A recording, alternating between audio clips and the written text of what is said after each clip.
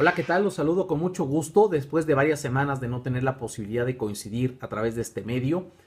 Y bueno, hoy con la intención de poner en el radar un asunto que ya ha estado en la deliberación pública de nuestro país en los últimos meses, que conforme se acerca el día, y el día es mañana, terminará por ocupar todos los recovecos que aún existan en la opinión pública para instalarse como el gran tema desde mañana hasta el próximo miércoles.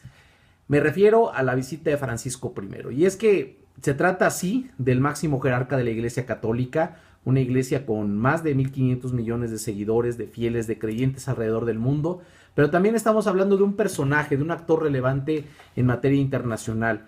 Como refiere Bernardo Barranco en su columna de la jornada, Francisco I se define a sí mismo como un peregrino, pero un peregrino que desde el primer día del pontificado ha demostrado que es un hombre que sabe de política, un hombre que está decidido a rescatar el prestigio de una institución que se ha visto mermada por los diversos escándalos en materia de pederastia clerical, una institución que se ha visto mermada en su prestigio por los diversos escándalos en materia financiera y de corrupción al interior del manejo de los recursos en el Estado Vaticano, que tienen a dos de los secretarios de Estado de los dos últimos pontífices en la picota, ahí señalados, perseguidos con procesos judiciales, señalados por acto de corrupción y malversación de fondos.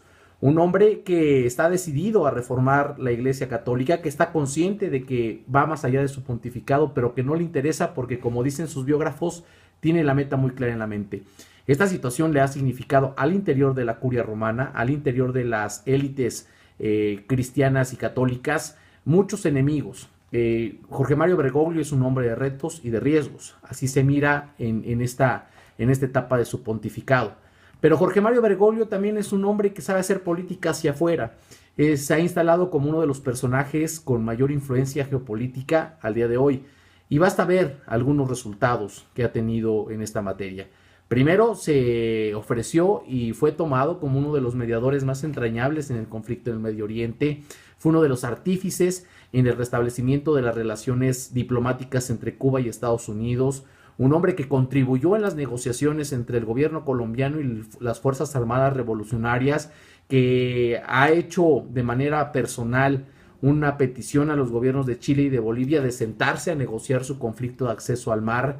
Un hombre que antes de llegar a México hace una escala en Cuba para reunirse con el jerarca de la Iglesia Ortodoxa rusa, que desde hace 1000 años no se da un encuentro entre el líder de la Iglesia Católica y el líder de la Iglesia Ortodoxa rusa, y que es una iglesia poderosa, tiene alrededor de 150 millones de fieles también a lo largo del mundo. Es decir, Jorge Mario Bergoglio quiere construir un acuerdo ecuménico global, sobre todo en estos tiempos en que la intolerancia religiosa es uno de los grandes temas en la vida internacional que nos ocupa y que le ocupa a todo tipo de liderazgo responsable. Y en el plano de la visita, aunque algunos quisieran que Jorge Mario Bergoglio se fuera de manera frontal en contra del gobierno de Peña Nieto, hay que tener claro algo. La figura de jefe de Estado Vaticano puede ser muy discutible en el plano legal, pero es cierto que sirve para mantener los protocolos diplomáticos. Y aunque Jorge Mario Bergoglio, Francisco I, es un hombre de avanzada con ideas sociales muy interesantes, un hombre que se define a sí mismo como socialdemócrata en materia de gobierno, es difícil ver que venga a increpar a un gobierno en su propia casa. Faltaría el protocolo diplomático que se debe guardar entre dos naciones que desde hace 24 años o dos estados que desde hace 24 años decidieron restablecer estas relaciones, pero que además viven momentos de mucha tensión. Viene la visita en un momento coyuntural complicado, ante un escándalo de corrupción eclesiástica y de gobierno, para hacer viable la boda entre el presidente y su hoy esposa Angélica Rivera, expuesta en la revista Proceso y en el portal de Aristegui Noticias. Pero además de este escándalo, también la pugna entre el gobierno mexicano y las iglesias por la declaración de impuestos, que para algunos será algo justo y necesario, pero que es también un tema que está a discusión y que muchos consideran es una forma de querer tener un control sobre las decisiones de las iglesias en nuestro país.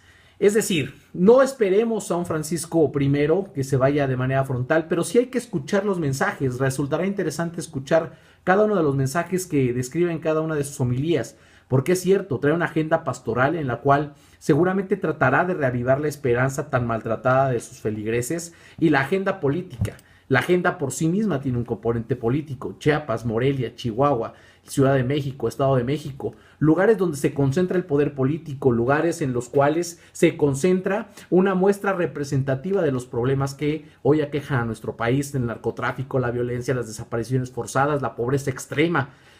Va a recorrer los pasos de Samuel Ruiz, lo va a dignificar en la historia y lo reconoce como uno de los baluartes de la Iglesia Católica en nuestro país. Es decir, el recorrido por sí mismo tiene un componente político importante.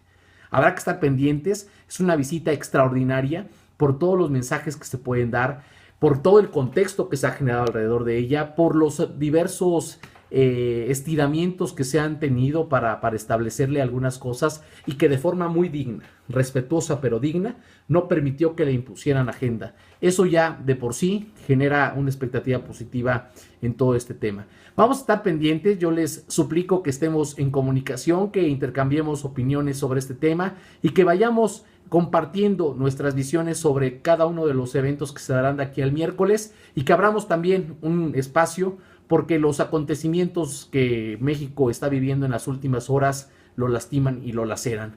Es una situación muy complicada la que vive el país, y que ojalá que esta visita, para los que son católicos, para los que somos católicos, sirva para reavivar la esperanza y defender con mayor determinación los derechos democráticos que tanto trabajo nos ha costado conseguir, que nos permitan defender con mayor dignidad esta paz social que México se merece. Nos saludamos pronto, les dejo un abrazo y nos estamos encontrando aquí en los próximos días. Hasta luego.